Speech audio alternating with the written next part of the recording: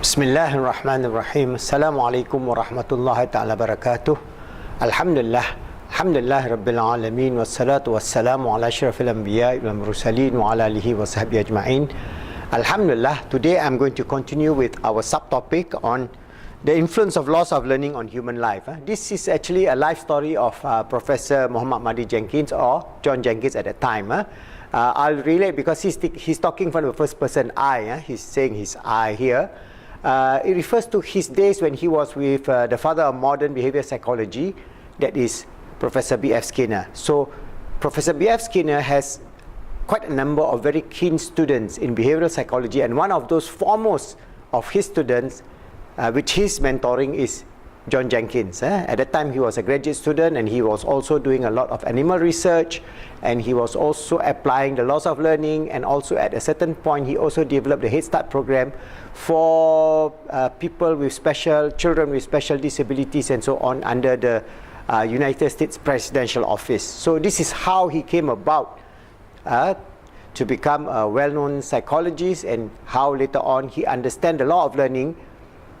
It is applied, but what are the flaws and what are the shortcomings? He developed a different model later on in his life, and along the way he also presented this model to B.F. Skinner. Initially B.F. Skinner did not accept his model. This is the model that I'm showing to you, which we are using, the Islamic psychology model, which I will show to you again on the cover page of our book. And later on in his life, B.F. Skinner accepted that model, and he knew why the laws of learning is incomplete if we do not have inner speech. So let us read that paragraph here. The influence of the laws of learning on human life.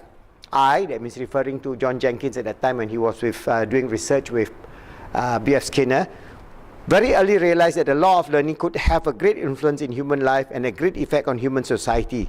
But it took me a lot longer to truly understand the all-pervasive, powerful and direct nature of those influences.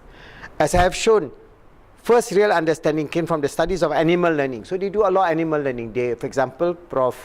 John Jenkins, at that time he uses chicken, mice, dogs, monkeys, all kind of animals they used to extrapolate the behavioral aspect of the animal through operant and conditional conditioning and other aspects of stimuli, whether it's reinforcement, punishment, even even the researchers are quite cruel in the sense that they do animal with electrocution, electric impulse and so on, to create phobia, fear and so many other things that is related to the early days of behavioral psychology, which is horrible.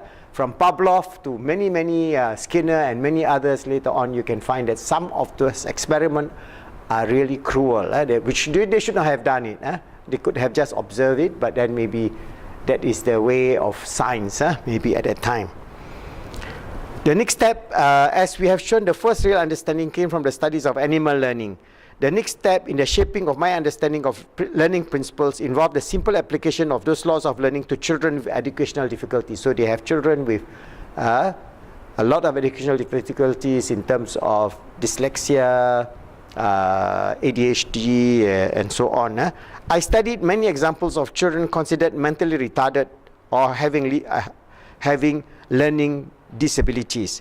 It was with children in those categories that operant learning principles were first widely put into practice. Those were the early effort of the conditions of reinforcement and sometimes punishment, which were set upon, which were of the type that you would have considered artificial, because it was in the early days of understanding this whole idea of loss of learning. They use a lot of approach which are very unnatural. Those organizing the environment so that the specific conditioning could take place has learned their theory and developed their practical skills with animals in the laboratory.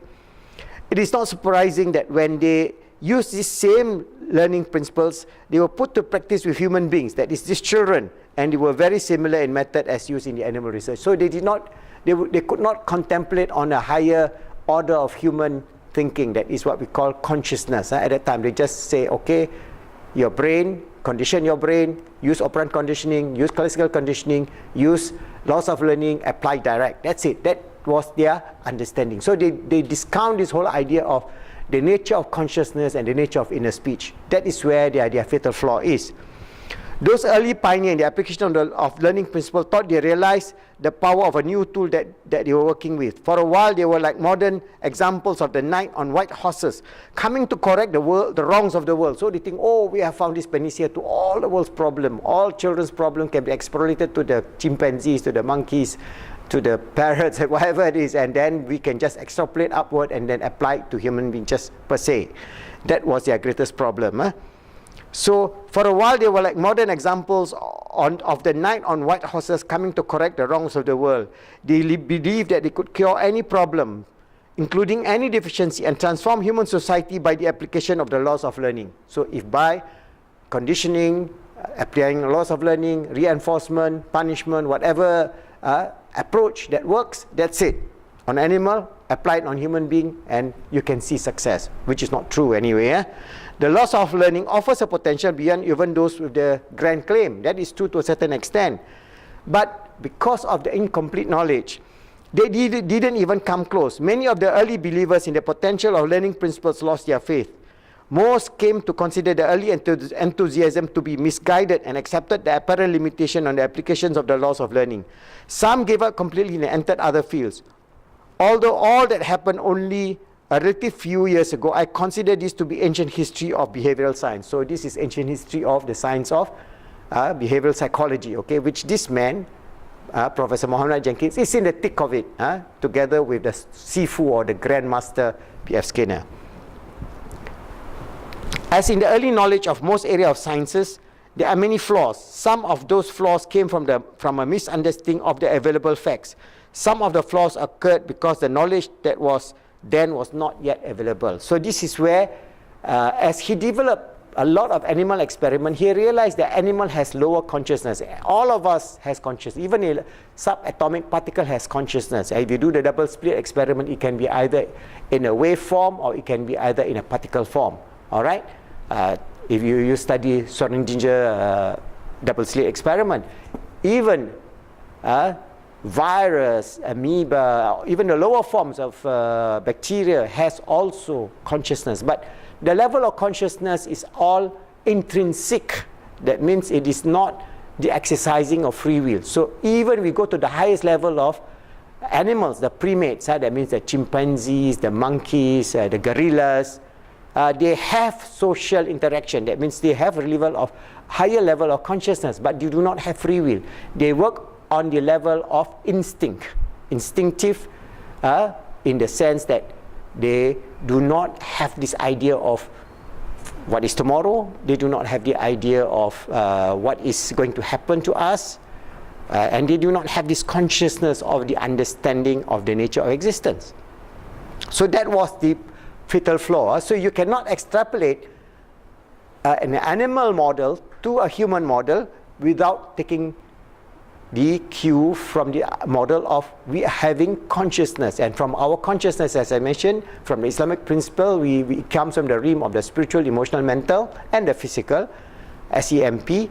It affects us in terms of our visual, auditory, kinesthetic, the stimuli that is implanted into us, and this inner speech is very important, as in my previous video. So this is the model that Professor Mahdi Jenkins, he was not a Muslim then. He says that we have the input from the environmental factor, the three factor that affects our total past learning history, total past of behavior problem, or the whole life story of any individual or anything. All right. But particularly for animal, we have the environmental inputs. Then we have the intra and intersocial input, because we are a being that is societal. We have families, we have tribes, we have nations, we have humanity, and we have many realities even at a higher level. All right. But controlling all that is our consciousness, which is related to our inner speech. So this is where he presented this model to B.F. Skinner, and for a while B.F. Skinner thought about it and then accepted this, because he says this is the real model for the laws of learning insofar as human being is concerned. So this is where he did a lot of deep research further, and part of this material that you see in this book is part of the research to explain this whole idea of how the laws of learning affect human behavior and how the key component of understanding the intrinsic capability of human being that differentiate us from the animal is we have consciousness, we have inner speech, we have free will. I remember, as I mentioned earlier, absolute free will only come from the absolute dream, that is from Allah subhanahu wa ta'ala. The same thing, absolute knowledge comes from Allah subhanahu wa ta'ala. He is the all absolute knowledge. He is the all able to do anything and everything. But He gives us in some small measure this attributive aspect of His self, that is His attributes that He gave it to us. So part of the attributes is able to act on things. That means He gave us this capacity, this freedom to act on in this world, this material plane, even though it's not much, even from the perspective of the whole universal principle of this universe. We are not even a speck, we are even just one little atom in the scheme of the physical realm. But within this little earth, teeny weeny puny earth, we have a being that can see far out into the sky. It is not necessary for us to live on this earth. We could have just lived just like chimpanzees or cats or deers, whatever animals that you see, they live and die. But what gives us this intrinsic understanding of the vastness of space?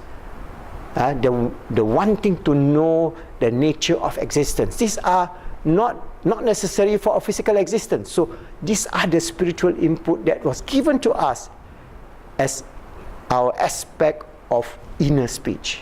All right, and I have elaborated this many times. You go back to all the more than 170 videos before that. I have given you this whole research that is coming closer and closer to the understanding that our consciousness, our inner speech, come from the realm beyond the material plane, integrated in the material plane as we live on this earth, that we have our input from our roh, our heart, our qalb, our spiritual heart, our akal, all right, our mind, both conscious, subconscious, the akal that is al-akal al-juzi and al-akal al-kuli, and then we have this whole idea of how we can integrate our inner speech towards a positive direction. That will be the finality of the understanding of the laws of learning. This perfection of understanding that part of behavioral psychology from the animal model extrapolated into the human model, but taking cognizance of the nature of our consciousness, the nature of our inner speech, and we have a beautiful model, inshallah, that would be perfect. And that is the path of the understanding of the nature of Islamic psychology, especially positive Islamic psychology. We are talking about positive Islamic psychology, but the same model applies to Islamic psychology. This is our hope, and we appreciate if you are a student in psychology or you are doing your master's, your PhD, get your friends to subscribe to our YouTube channel, Islamic Psychology PIP, and then you do your research, you do your master's, you do your PhD, and do more of this kind of understanding to bring forward this beautiful deen of Islam. And it took a man who converted to Islam some 30 years ago to spend all his life devoted to developing the Khalifa method, and later on, before he passed on the manuscript on this book of Positive Islamic Psychology, a transcendent model to achieve peace, happiness and success in the 21st century, to bring the Ummah to be the highest of the people on this 21st century civilization, the best of the best, to become achievers, to realize the grandeur and the glory of Allah subhanahu wa ta'ala, to be His true and sincere servant, to be His Khalifa, always striving to make ourselves good, helping others to be good, and making the world good, inshallah.